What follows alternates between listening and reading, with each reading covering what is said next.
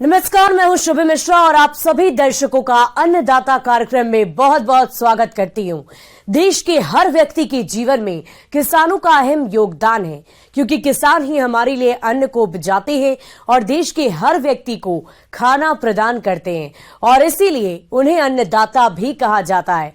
और ऐसे ही किसानों को खेती बाड़ी की नई तकनीकी जानकारी देने की कोशिश हम करते हैं। तो चलिए कार्यक्रम की शुरुआत करने से पहले देखते हैं क्या है आज के अन्नदाता में खास। गिनी फाउल पक्षियों के पालन से कमाए मुनाफा।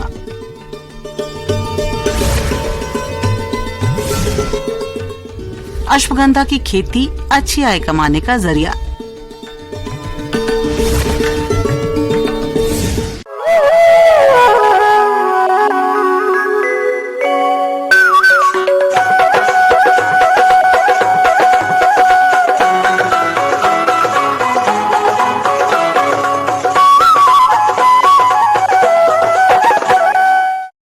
कृषि से जुड़े व्यवसायों में गिनी फाउल पक्षी का पालन आज किया जाने लगा है। इसका पालन अंडा और मांस के लिए किया जाता है।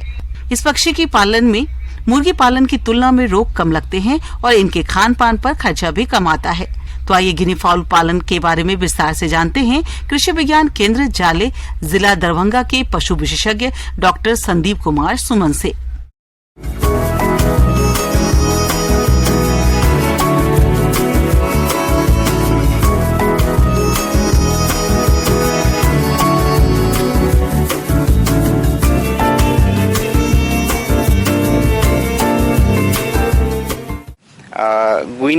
गिनी फार्मिंग का सबसे गिनी का जो है वो ओरिजिन जो है वो साउथ अफ्रीका का प्लेन एरिया माना जाता है। और गिनी फार्मिंग जो किया जाता है किसान भाई जो करते हैं वो मेनली मीट और एग के पर्पज से, मतलब मांस और अंडे के लिए किया जाता है ये। और इसका जो होता है मीट वो प्रीमियम क्वालिटी का मीट होता है। जो मीट जो है वो उसमें विटामिन रिच होता है। खास करके इसमें विटामिन बी और ई काफ़ी मात्रा में पाए जाते हैं। ई जिसको टोकोफेरॉल भी कहा जाता है, एंटी स्टेरिलिटी विटामिन है ये। गिनी फाउल का पालन कम पूंजी वाले किसान बड़े आराम से कर सकते हैं, लेकिन आसपास अच्छी जगह होनी चाहिए जहां ये पक्षी घूम फिर सकें और बाहरी चीजें खा सकें। इससे इनके आहार का खर्च भी कम हो जाता है और तेजी से विकास होता है। और इसके मीट में जो है वो कोलेस्ट्रॉल का अमाउंट काफ़ी कम होता है। साथ में इसका जो एग होता है, एग के लिए भी इसका फार्मिंग किया जाता है। तो एग जो होता है वो 2.5 टाइम्स जो होता है इसका सेल जो है वो ज़्यादा मजबूत होता है। अंडे आसानी से ख़राब नहीं होते और जो मुर्गी के अंडे को आप काफ़ी गर्मी के दिनों में 1 सप्ताह आप रख सकते हैं, इसके अंडे को आप 15 से 20 रोज़ तक आराम से रख सकते हैं नॉर्मल टेम्परेचर पे जो गर्मी में होता है। गुनिया में एक और खासियत है जो कि ये बीमारी से और रोग से लड़ने का इसमें जो है क्षमता काफ़ी अधिक होता है और इसलिए इनका जो है मैनेजमेंट काफ़ी ज़्यादा ज़रूरी नहीं होता है। एफ्लाटॉक्सिन या माइकोटॉक्सिन जो होते हैं उनसे ये इनमें प्रतिरोधी पाया जाता है, मतलब इनको इसका कुछ खास अमाउंट जो है उससे ये प्रभावित नहीं होते हैं। इस पक्षी को अर्ध सघन बिछाली व्यवस्था में पालना सही रहता है। यह बहुत चंचल पक्षी होता है और घूमते रहना पसंद करते हैं, इसलिए इनकी आवास में अच्छी जगह होनी जरूरी है। और इनको रखने के लिए काफ़ी एक्सपेंसिव या एलेबोरेटेड जो है वो केज या जो भी रखने का व्यवस्था होता है वो नहीं करना होता है। रीज़न ये है जो कि वो गर्मी या बरसात या ठंडे के मौसम में आसानी से अपने आप को ढाल लेते हैं। इनका जो है कॉस्ट ऑफ प्रोडक्शन काफ़ी लो होता है। इसका जो लाइफ स्पान है, गिनी बर्ड्स जो हैं इनके लाइफ स्पान जो होते हैं वो 12 साल के होते हैं और इनका जो सेक्सुअल मैच्योरिटी है वो 7 मंथ में ये प्राप्त कर लेते हैं, लेकिन पहले अंडे जो हैं वो 8 मंथ में देते हैं। इनके अंडे का वज़न 41 से 45 ग्राम प्रति अंडा होता है। 100 से 120 अंडे प्रति साल दे सकते हैं और ये नॉर्मली 2 से 3 साल तक अंडे देते हैं। और इनमें अगर आप पालन करना चाहते हैं तो इनका सेक्स रेशियो जो होता है वो डोमेस्टिक पर्पस के लिए एक आप नर का उपयोग करें और साथ में जो है 4 मादा हो या कॉन्फाइंड जोन कहने का मतलब अगर आप केज में रखना चाहते हैं तो इनका एक मेल 6 से 60 फीमेल के साथ उचित है। और इनका एडल्ट का जो 3 मंथ का जो गिनी होता है उसका वेट जो है मीट पर्पस के लिए 1.5 kg एवरेज होता है। जैसा कि इस पक्षी के आहार पर खर्च कम आता है, लेकिन अगर आवास में रहकर पालन करते हैं तो खर्च भी बढ़ेगा और इनका विकास भी धीरे ही होगा। इसलिए इनको रोज 4 से 5 घंटे घूमकर खाने के लिए जरूर छोड़ें। ये फसलों को नुकसान बिल्कुल नहीं करते हैं और 50% तक आहार का खर्चा बचता है। बाहर खाने के बावजूद भी इनको घर में भी आहार जरूर दें। इनको वही आहार दिया जाता है जो मुर्गियों को दिया जाता है। जो इंक्यूबेशन टाइम है जिससे कि हम उसके बच्चे को पैदा कर सकते हैं वो 26 से 28 दिन है और इसमें जो 24 डेज का जो टेम्परेचर होता है वो 99.5 डिग्री सेंटीग्रेड होता है और इनका रिलेटिव ह्यूमिडिटी जो होता है 58 डिग्री सेंटीग्रेड रखा जाता है। और हैचर पीरियड जिसमें कि हैच करके अंडे से बच्चे चूजे या छोटे बच्चे बाहर उसके निकलते हैं उस टाइम में उसका टेम्परेचर थोड़ा सा कम कर लिया जाता है। 97 डिग्री जो है वो अप्रोप्रिएट माना जाता है। उस टाइम में रिलेटिव ह्यूमिडिटी 60 डिग्री सेंटीग्रेड होना चाहिए। और किसान बंधु आप जो है इसका पालन करके अधिक से अधिक जो है लाभ कमा सकते हैं। किसान भाइयों अब लेते हैं एक छोटा सा ब्रेक।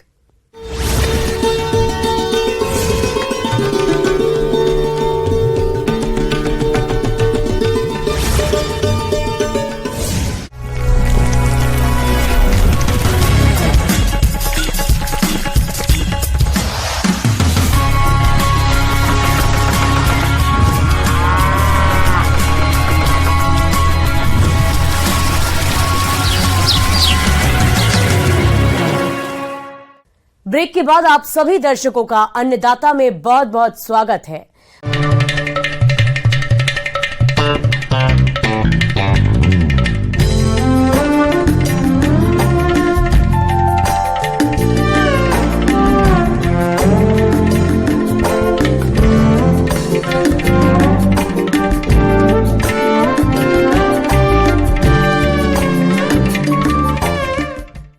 अश्वगंधा की खेती किसानों के लिए वरदान साबित हो सकती है।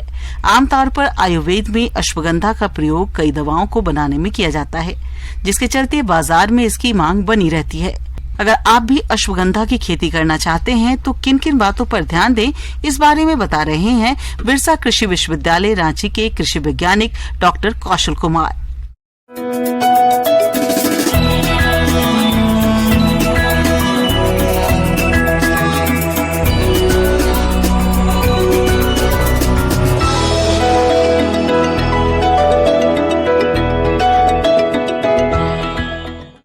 मेरे प्यारे किसान भाइयों, जैसा कि आपको पता है कि ये मौसम अभी मानसून का चलने वाला है और इसमें आपको मैं आज अश्वगंधा के बारे में, अश्वगंधा की खेती के बारे में अवगत करा रहा हूँ।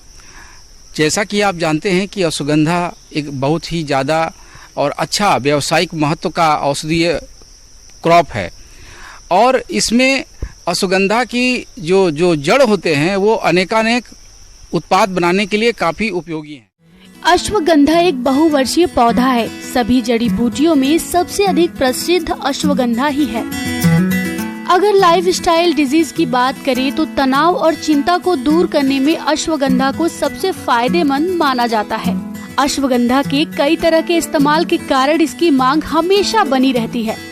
अश्वगंधा की खेती कर किसान धान, गेहूं और मक्का की खेती के मुकाबले 50% तक अधिक मुनाफा कमा सकते हैं। तो इसकी कैसे खेती की जाए और किस प्रकार से आप आमदनी इससे व्यावसायिक खेती का लाभ ले सके, तो इसके लिए मैं प्रारंभ करता हूं कि जो वैरायटी आप अश्वगंधा की अभी रिलीज की गई है सरकारी संस्थानों के द्वारा, उसमें से सीमेप का, central institute of medicinal aromatic plant Lucknow का सीमेप का पोसीता काफ़ी अच्छा उसका रिजल्ट है। उसके बाद रक्षिता भी है, आप अपनी सुविधा के अनुसार उसको चयन कर सकते हैं। इसकी उन्नत किस्मों में जवाहर अश्वगंधा 20, WS10 और WS134 का भी प्रयोग कर सकते हैं। वहीं इन किस्मों से लगभग 6 से 8 कुंतल प्रति हेक्टेयर जड़ों का उत्पादन होता है। नर्सरी के लिए प्रति हेक्टेयर 5 किलोग्राम और छिड़काव के लिए प्रति हेक्टेयर 10 से 15 किलो बीज की जरूरत पड़ती है। इसकी खेती के लिए दोमट जो मिट्टी है वो आवश्यक होती है, जिसके पीएच कम से कम 7.5 से ज़्यादा थोड़ा हो तब भी आपके काम का होगा। और इस प्रकार से आपको 5 से 12 किलोग्राम प्रति हेक्टेयर इसके लिए कम से कम इसके बीज की आवश्यकता होती है। अश्वगंधा की खेती करने से पहले इसके खेत को अच्छी तरह से तैयार कर लेना चाहिए। इसके लिए सबसे पहले खेत की गहरी जुताई कर ले। पहली जुताई के बाद 15 से 18 गाड़ी पुराने गोबर की खाद को प्रति हेक्टेयर के हिसाब से मिला दे। इसके बाद खेत की 2 से 3 तिरछी जुताई करे। वही भुरभुरी मिट्टी में पाटा लगाकर खेत को समतल कर ले। इसके बाद रोपाई के लिए खेत में 20 सेंटीमीटर की दूरी रखते हुए कतारों को तैयार कर ले। अब ये क्या है कि बरसात में इसको आप लगा सकते हैं, अगस्त सितंबर में तक में भी आप इसकी खेती प्रारंभ कर सकते हैं। और इसके लिए भी आपको बेड बनाने की ज़रूरत है। और बेड में आपकी जब सीडलिंग 35 से 40 दिन के बीच जब ये तैयार हो जाता है सीडलिंग, तो उसका आप ट्रांसप्लांटेशन करेंगे। अब जो पौधे कितने आवश्यक होंगे आप इसके लिए, तो यह उसकी जो दूरी है उस पर निर्भर करता है। साधारणतया 50 से 60 सेंटीमीटर की दूरी पर इसे आप लगा सकते हैं। कहीं कहीं पर 60 और 30, कहीं कहीं पर 60 और 40, इस प्रकार से स्पेसिंग जो सेंटीमीटर की है वो दर्शाया गया है। अश्वगंधा की खेती के लिए सबसे पहले नर्सरी तैयार करते हैं। इसके बाद खेत में उठी हुई क्यारियां बना लेते हैं। इसके बाद बीज को कतार बनाकर बुआई करें। वही बुआई के लगभग 15 दिनों बाद अंकुरण निकलने शुरू हो जाते हैं। अश्वगंधा की अच्छी फसल के लिए समय समय पर खरपतवार नियंत्रण करें ताकि जड़ों की अच्छी बढ़त हो सके। इसके लिए बिजाई के 25 से 30 दिन बाद खुरपे से तथा 45 से 50 दिन बाद कसौले से गुड़ाई करें। मैं फिर से बता दूं कि इसमें किसी भी प्रकार का अगर आप वैसे कीटनाशक या वैसे कोई खरपतवार नाशी केमिकल का प्रयोग करते हैं तो जो ऑर्गेनिक या जैविक खेती की परिकल्पना को आघात भी पहुंचता है। दूसरी बात है, जो इसके जड़ हैं, जड़ को आप इसकी हार्वेस्टिंग मई के महीने में आप कर सकते हैं और उस समय तक ये फसल मैच्योर हो जाता है। और इसकी जड़ को पहले निकालने के बाद ज़मीन से पूरी तरह से आपको साफ करना होता है ताकि मिट्टी के कोई भी अंश या कोई बाह्य अवयव के कण इसमें ना हो। तो इसका आप खासा ख्याल रखें। फिर इसके बाद इसे जड़ को सुखा लेना चाहिए। यह आपके लिए एक बहुत ही उत्तम कोटि का फसल है और अश्वगंधा से जितने उत्पाद बनते हैं और अश्वगंधा के साथ बहुत सारे प्रोडक्ट इस समय मार्केट में आए हैं जो शरीर में रोग प्रतिरोधक क्षमता बढ़ाने के लिए काफ़ी कारगर हैं। और अश्वगंधा की जो फसल है वो काफ़ी बहुत ही अच्छा किसानों के लिए लाभदायक है। इसका मूल्य हर समय मिलता है और इसका तो राष्ट्रीय और अंतर्राष्ट्रीय मार्केट भी है।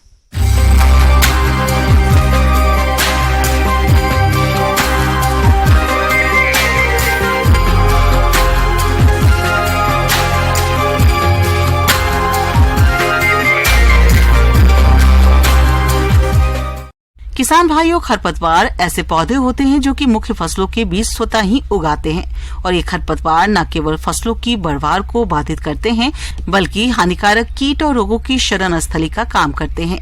इतना ही नहीं, ये खरपतवार मुख्य फसल से खाद, पानी और सूर्य की रोशनी के लिए प्रतिस्पर्धा करते हैं जिससे उपज में भी भारी गिरावट देखी जाती है। इसलिए समय रहते इन खरपतवारों की रोकथाम किस प्रकार से करें, इस बारे में जानकारी दे रहे हैं कृषि विज्ञान केंद्र लादा समस्तीपुर के कृषि वैज्ञानिक डॉक्टर अर्णव कुंडू।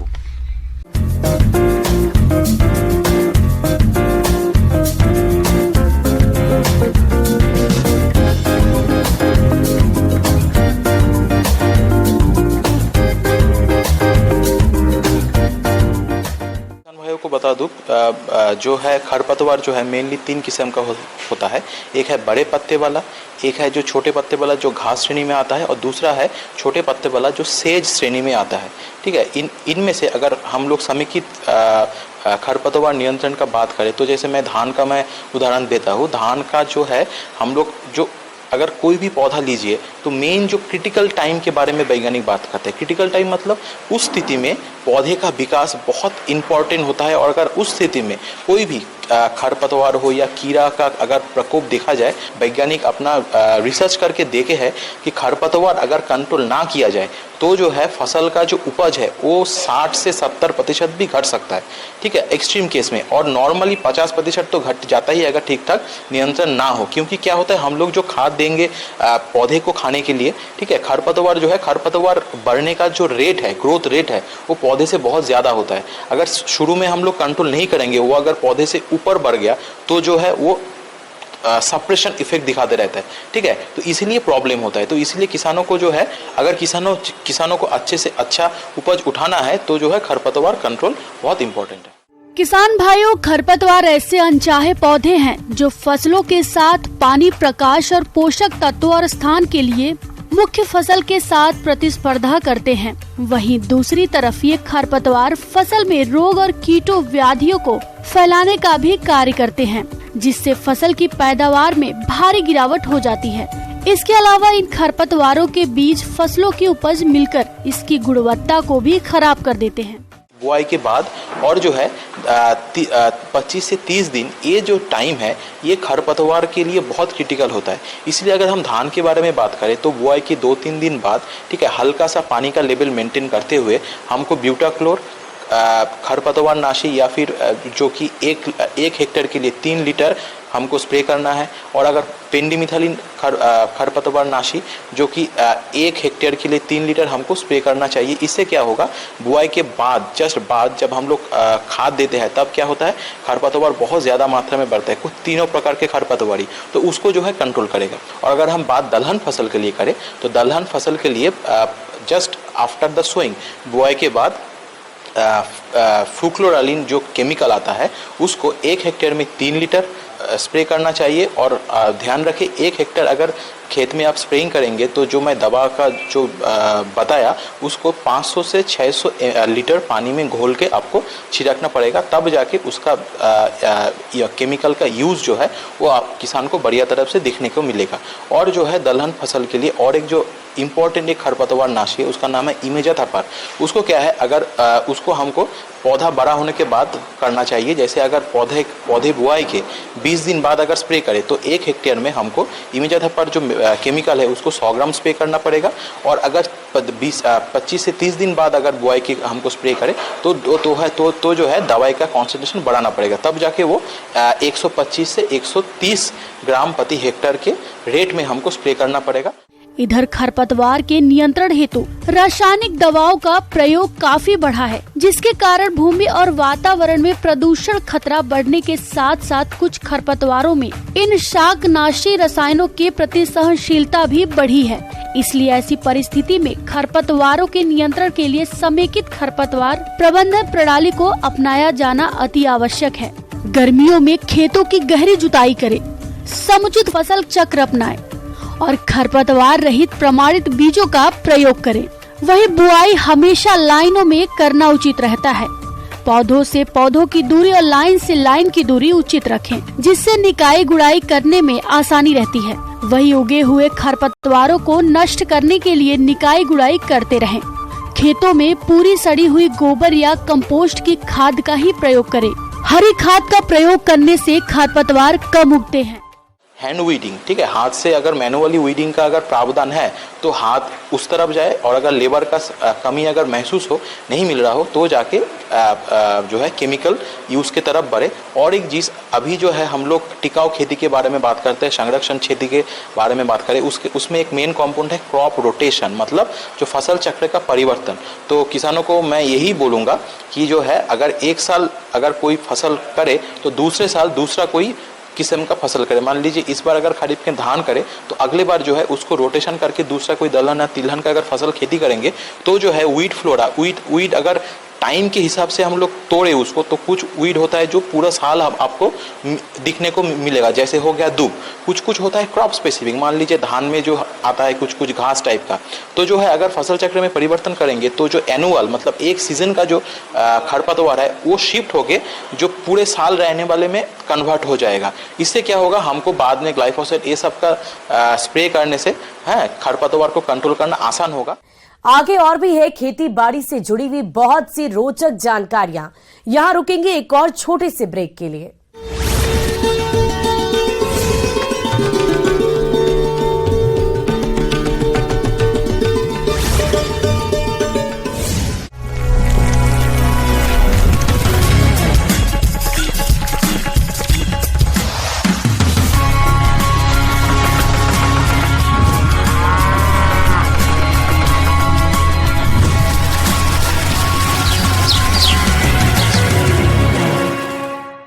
ब्रेक के बाद एक बार फिर से आप सभी दर्शकों का अन्नदाता कार्यक्रम में स्वागत है।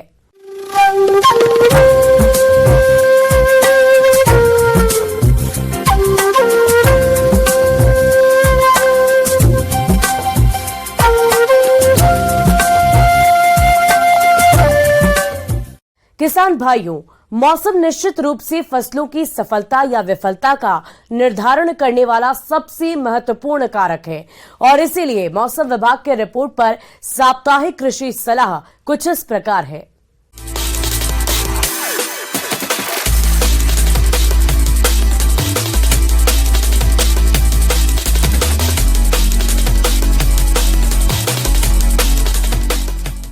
कृषि विज्ञान केंद्र, ग्राम निर्माण मंडल, सर्वोदय आश्रम, सुखोदेवरा, नवादा द्वारा भेजे गए मौसम पूर्वानुमान रिपोर्ट के आधार पर इन क्षेत्रों में आगामी 3 दिनों के दौरान बहुत हल्की बारिश की संभावना है। अधिकतम तापमान 33 से 34 डिग्री सेल्सियस और न्यूनतम तापमान 24 से 25 डिग्री सेल्सियस रहने का अनुमान है। हवा की औसत गति 12 से 16 किलोमीटर प्रति घंटे की रफ्तार से रहेगी। ऐसे में इन क्षेत्रों के किसान भाइयों को सलाह दी जाती है कि वर्षा के मौसम में खरपतवारों की वृद्धि अधिक होती है, अतः सभी खड़ी फसलों में खरपतवार नियंत्रण के लिए निराई गुड़ाई का कार्य शीघ्र करें। इस समय धान की फसल मुख्यतः वानस्पतिक वृद्धि की स्थिति में है, अतः फसल में कीटों की निगरानी करते रहें। तना छेदक कीट की निगरानी के लिए फेरोमोन ट्रैप 3 से 4 प्रति एकड़ लगाएं। यदि पत्ता मरोड़ या तना छेदक कीट का प्रकोप अधिक हो तो काटाप दवाई 4% दानेदार 10 किलोग्राम प्रति एकड़ का बुरकाव करें। किसानों को सलाह दी जाती है कि बाजरा, मक्का व सब्जियों में खरपतवार नियंत्रण के लिए निराई गुड़ाई का कार्य शीघ्र करें और सभी फसलों में सफेद मक्खी और चूसक कीटों की नियमित निगरानी करें। जल निकास का भी उचित प्रबंध करें। इस मौसम में किसानों को सलाह दी जाती है कि गाजर की उन्नत किस्मों में पूसा वृष्टि की बुआई मेड़ों पर करें। बीज की मात्रा 4 से 6 किलोग्राम प्रति एकड़ रखें। बुआई से पहले बीज को कैप्टान 2 ग्राम प्रति किलोग्राम बीज की दर से उपचारित करके बोएं और खेत तैयार करते समय खेत में देसी खाद और फास्फोरस उर्वरक अवश्य डालें। भिंडी, मिर्च और बेल वाली फसलों में माइट, जैसिड और हॉपर की निरंतर निगरानी करते रहें। अधिक माइट पाए जाने पर फासमाइट 1.5 से 2 मिलीलीटर प्रति लीटर पानी की दर से घोल बनाकर छिड़काव मौसम साफ होने पर करें।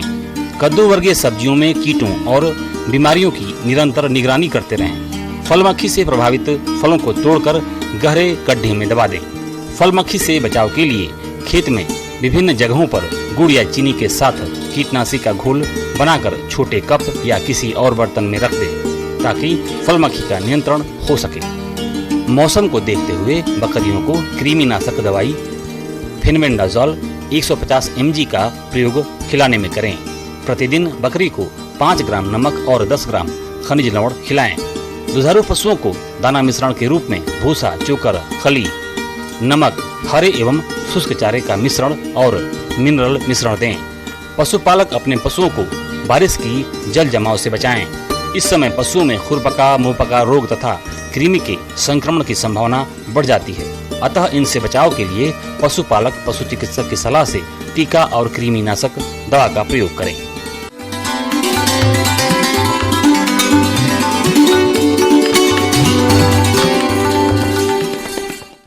अब समय हो गया है प्रदेश के किसानों द्वारा अन्नदाता निःशुल्क फोन के माध्यम से पूछे गए समस्याओं के समाधान का। आज के अन्नदाता कार्यक्रम में हमने जिस प्रश्न को शामिल किया है उसे पूछा है गांव पारसा, जिला औरंगाबाद से भजन लाल यादव ने। आप भैंस की मुर्रा नस्ल के बारे में जानकारी चाहते हैं तो भजन लाल जी, आपकी जानकारी के लिए देखिए कार्यक्रम का यह अंश।